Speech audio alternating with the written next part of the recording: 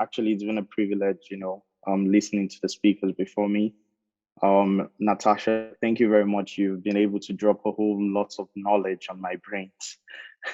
While you were talking, I was just, trying to Google more stuffs. Thank you for that.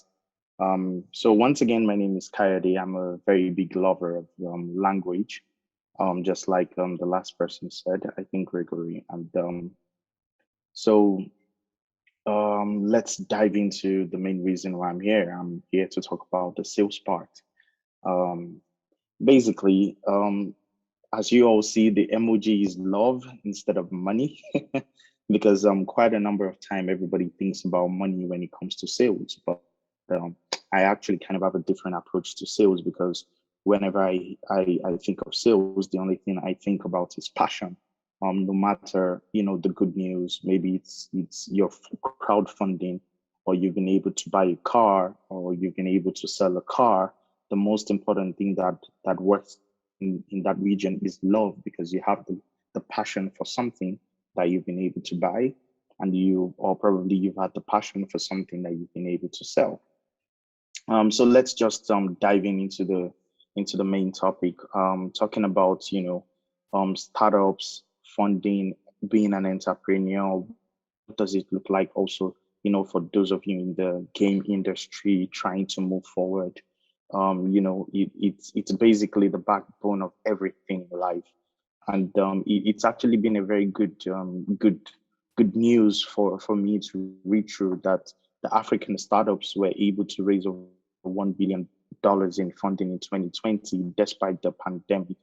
The funding has actually come across different sectors, and that was what Kayode was trying to say. But then I would talk about it in more once we go deep into the conversation.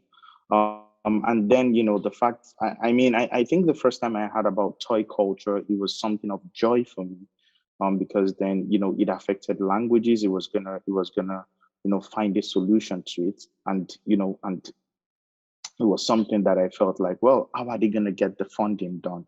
And the first thing that came to my mind is there has to be a lot of job being done. And as you can see also, Nigerian startups are actually doing a lot. Even though Kayode is based in Nigeria and in Finland, you can see that he's trying to do something that is, they're going to be solving a problem that affects quite a number of people, even here in Helsinki. Anyways, as you can see, the Nigerian startups has been able to raise 17% of the total $1 billion, dollars, and this is actually a very good news, if you're a startup, or you're thinking of being a startup. So when we're talking about the idea of being, when you think about how do you finance your project, the first thing that comes to your mind is, am I meant to wait for investors, or investors are meant to look for me? The big news, the happy news, and the sad news is that you actually need to be the one to look for investors. And in sales, we actually call that the outbound. And that is something I've actually been doing for the past 5 years. Right now, I'm actually still working with Brella, and I'm also doing the same thing. And then basically in sales is either you're doing inbound, which most likely is not the case when you're looking for investors. But then outbound is what you actually really do need to do, because then you have to be the ones looking for the funding, looking for the investors. And these are the things I've actually done in the last 5 years. Basically, it's the ability for you to be able to find your prospects. The prospects here could be investors. The prospects here could be non-government organizations that are willing to work and finance the project. The next step would actually be for you to find the right person. Bracket open decision maker, because you actually don't have time to waste. You want to be able to talk to the right person as soon as possible. And after that, you want to be able to, schedule a meeting. And it's always a good idea for you to be able to have something in the calendar, to make things official. And, that actually gives you time to prepare. After the meeting is done, there needs to be a follow-up, because from the meeting, you would actually need to know how to move forward in terms of, is this going to lead to you, closing a deal? Is it going to lead to you benefiting financially from the meeting you've just had? Or at the same time, it could just lead to you, trying again. It could be a closed loss. And the most important thing you need to learn from this stage is that whatever that has made you lose that case, you need to be able to work on it, and then you try again.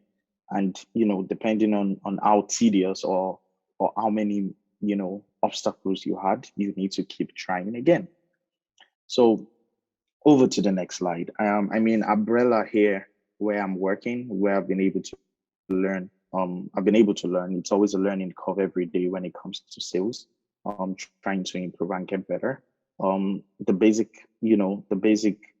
basic things and fundamentals you need, for you to be able to look for that funding, is to ask yourself, what are the driving tools you need, from a modern salesperson's perspective.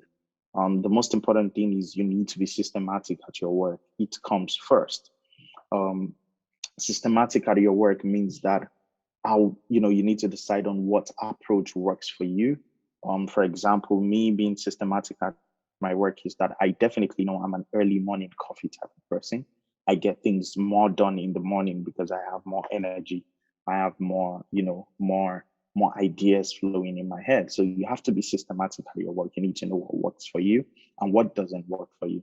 The next stage is you actually need lots of discipline. In terms of you being able to achieve your objective, it's discipline. There's a time to drink, there's a time to party, there's a time to sleep, and there's a time to work. You also need to stay focused in achieving your aim. And then the next one, which is actually very, very important, is you actually need to be intentional in the aspect of, whenever you're getting into a conversation to talk about your product, you need to understand what you want to get out of that conversation even before you start that conversation. So every conversation is intentional.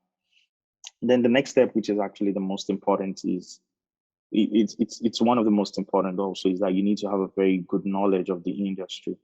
In the gamification aspect, you need to have an idea of, how have the big guns been able to win, and if there have been any losses from there, what have they lost? You need to be able to understand all of this, from the top notch to the down end. You need to understand everything about the industry, the big players. If you're an early startup, you need to be able to understand who are those that are coming behind you. What sort of niche markets, what sort of products are they bringing in? At the same time, you need to be data driven. You need to be able to understand that every investor, they love to understand, they love to hear those numbers. They want to listen to them. They might not really be able to, they might not be able to get the whole basic picture, but numbers do sound good. So moving forward, Kayode has, in his speech, he made us feel aware of the fact that there's been not as big of a win, in the gaming industry, and I actually do agree. I'm going to be showing that in the next slide. But at the same time, they've actually been some very few wins. For example, Carry First, it's a South African-based company, and back to back, they've been able to have two major wins. 2.5 million, $6 million. Those are not just mistake fundraising. No, they actually did their work. They were able to convince the investors, and the investors bought the idea. So this actually also shows that the gamification industry in Nigeria is something to look out for. So this is, a very big. I decided to share this because then I wanted you guys to have an idea of what the gaming, financial side looked like. And as you can see here, there's a couple of, game companies. As you can see here, these are seeds, and this is actually quite interesting. So this is where I actually agree 100% with what Kayode said about the fact that, the gamification industry is likely to be the biggest thing, but at the same time, they are still, I think I would like to use the word lacking behind, because then as you can see, 1, 2, 3, you know, seeds basically means that friends and families and probably, um, random people who are interested, were able to donate into those projects. And it actually says a lot about the market. The positive thing it has been able to say about the market is that people understand that this could be the next big thing. As you can see here, the chess cube have been able to have venture funding. You can actually see Lumino Loops have been able to have equity crowdfunding. Not a lot. If you check the top 20 list, not a lot of them have been able to have venture or equity crowdfunding. But at the same time, I think the big win for this is that the seed aspect, the fact that family, friends, and people who actually have the passion for what they see in the gamification industry, is actually something, something we need to appreciate. And it shows that this could be the next big thing. Uh, so, oh, I have no idea why this is not moving. Okay. So how do investors step yeah. So why investors should step in? Sorry, yeah, it's Friday evening. I'm ready for the party, so you have to forgive me. Anyways, moving forward. So why investors should step in? I mean, it's those are the big questions, Um, right now the gamification industry in Africa is a niche market, niche product also. The big question is where investors ask themselves is what problem are you solving? And it's clearly seen that there's a problem to solve. I mean, taking toy culture, for example, you can see clearly that it's going to be solving problems for over 60 million people around the world. And that's a big number.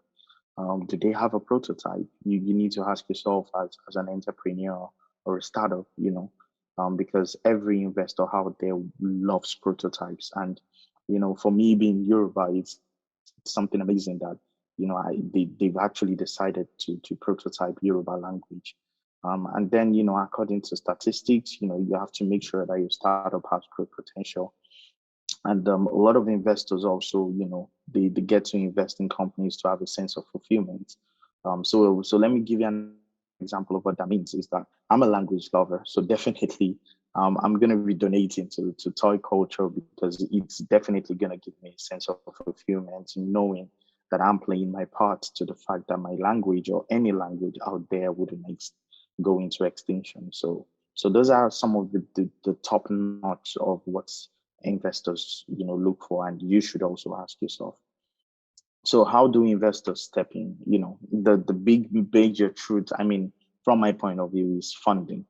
And there are 4 different investment contracts, and everything it depends on you as a startup. I think Natasha also mentioned that you need to be aware, you need to be able to know what you can give and what you cannot give.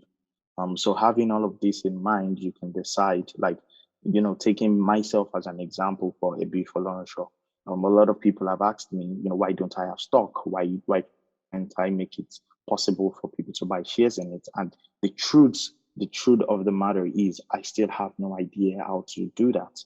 So what I've actually done is I'm actually at the seed process of family and friends and well wishers or those who are learning from it. So this is something that every gamification startup or entrepreneur needs to understand. That look at it's okay, and just like what Natasha said, it's one process at a time. You need to be able to know what you can deliver. Um, so the biggest thing out of it is you need to understand that as from now moving forward, you need to act like a salesperson. You need to get your hands dirty. You need to go out there. You need to be systematic with your work. You need to be disciplined. You need to be intentional in everything you do. And do not forget that you need to study hard. You need to have the knowledge of the industry, to be able to get the most out of investors, out of well wishers, or out of family and friends who would want to contribute, or even you meeting someone randomly in the airplane, and you have a conversation with them about your projects, and you need to be able to spread the word. So thank you very much.